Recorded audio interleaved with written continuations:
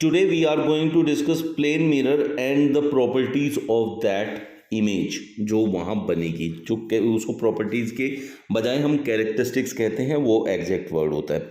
उसको आज डिस्कस करेंगे। क्लास 10 का इम्पोर्टेंट जो है टॉपिक है, इसमें से बहुत सारे एमसीक्यूज़ बनते हैं और कई बार बहुत सारे एमसीक्यूज़ जो हैं इसमें से रिपीटेडली पूछे गए हैं। चलिए मैं आपको समझाता हूँ इसमें होता क्या है एक्चुअली में। अब यहाँ एक प्लेन मिरर हमने ले लिया, ये प्लेन मिरर है हमारा, और प्लेन मिरर के हमने लेफ्ट पे एक ऑब्जेक्ट प्लेस किया। दिस इज ऑब्जेक्ट, जो ए बी है इसको हम ऑब्जेक्ट ले रहे हैं। ऑब्जेक्ट मतलब जिसकी इमेज हमें बनानी होती है उसको ऑब्जेक्ट कहते हैं। अब यहाँ ए बी लिया, इसको जनरली हम लेफ्ट हैंड पे लेते हैं। अब यहाँ से प्लेन मिरर से और ऑब्जेक्ट के बीच का जितना भी डिस्टेंस यहाँ होता है that is called you, the distance of the object.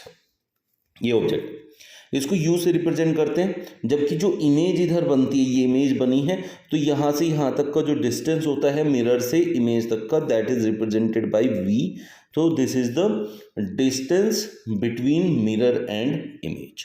अब ये जो फॉर्म होती है वो कैसे होती है कि यहाँ से प्लेन जो ऑब्जेक्ट है यहाँ से एक रे जैसे चलती है तो प्लेन मिरर पे जाती है और यहाँ पे स्ट्राइक करने के बाद वापस आ जाती है। क्योंकि जब भी कोई एक प्लेन मिरर है, उस प्लेन मिरर पर अगर 90 डिग्री पे कोई भी रे आके टकराएगी तो वापस चली जाएगी। ये आपका यहाँ जो है लॉ ऑफ रिफ्लेक्शन को फॉलो करेगा। अब यहाँ से गया तो यहाँ से वापस आया, बट ये ऐसा फील होगा कि जैसे कहीं पीछे से आया है, ऐसा लग रहा होगा। ये इमेज, ये जो रे है ऐसे कहीं पीछे से आ रही होगी, तो इसको पीछे की तरफ हम एक्सटेंड कर देते हैं, बट डॉटेड लाइन से, because we are assuming that कि आ रही होगी। एग्जैक्टली हमें नहीं दिख रहा है कि आ रही है।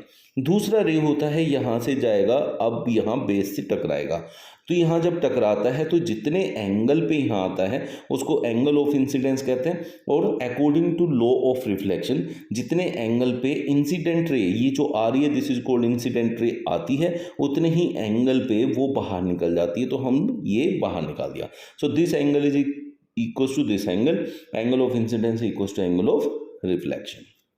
अब ये भी ऐसा लग रहा है कहीं पीछे से आ रही होगी, मीन्स ऐसा लग रहा है ऐसे आ रही होगी, तो इसको भी एक्सटेंड करते हैं। और जो दोनों हमने एक्सटेंड की है पीछे की तरफ, जहाँ ये दोनों मीट हो जाती है वहाँ जो है इमेज का हेड बनता है, तो ये इमेज का हेड बन गया। तो ये क्या है, एक वर्चुअल इमेज है। बिकॉज जो वर्चुअल इमेज है, क्यों है वर्चुअल इमेज, बिकॉज वो जो है अपियर्स टू मीट हो रही हैं। ये रेज जो है अपियर्स टू मीट है, एक्चुअली मीट नहीं कर रही है। जो एक्चुअली मीट नहीं करती हैं इन केसेस में उन्हीं को हम कहते हैं वर्चुअल इमेज। तो एक वर्चुअल इमेज बन गई। तो अब यहाँ से आपको पूरा प्रोसेस पता चल गया होगा कि प्लेन मिरर की इमेज कैसे बनती है। अब इनकी क्या क्या कैरेक्टरिस्टिक होती है वो भी यहीं से समझिए। क्या है, आप देखिए कि जो इमेज बनी है, यहाँ से देखिए आप, जितना हाइट इसकी थी उतनी हाइट इसकी बनी है, तो सेम हाइट की बनेगी।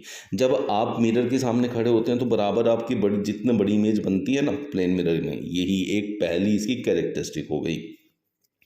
फिर दूसरा जो अभी अभी आपने सीखा, ये क्या है, एक वर्चुअल इमेज है, लेकिन हेड कहाँ बना, ऊपर की तरफ। इसका हेड कहाँ था, ऊपर की तरफ, तो ये कहलाती है आपकी इरेक्ट, मतलब सीधी इमेज है। अब ये जितनी बड़ी थी उतनी बड़ी ये है, तो size of object is equal to size of image. अब देखिए जितना डिस्टेंस ऑब्जेक्ट का मिरर से था उतना ही डिस्टेंस जो है इमेज का मिरर से होता है। That's why we can say image is formed as far as behind the mirror as the object is in front of it. मतलब ऑब्जेक्ट जितना मिरर से दूर है उतने ही दूर आपकी इमेज भी होती है। बट एक जो लास्ट इसकी कैरेक्टरिस्टिक होती है वो ये होती है कि जो ये इमेज बनती हैं they are laterally inverted. Laterally inverted है कि मतलब अगर आप मिरर में देखेंगे तो left right seems to be right and right seems to be left. ये मैंने सब यहाँ आपको मेंशन कर दी हैं। Virtual and erect, size of image is equal to size of object, image is formed as far as behind the mirror as the object is in front of it and laterally inverted। I hope कि आपको जो है plane mirror की image formation और उसकी characteristics अच्छे से समझ में आ गई होगी। मिलते हैं नेक्स्ट सेशन में न्यू एंड फर्दर टॉपिक्स के साथ। Thanks to you all.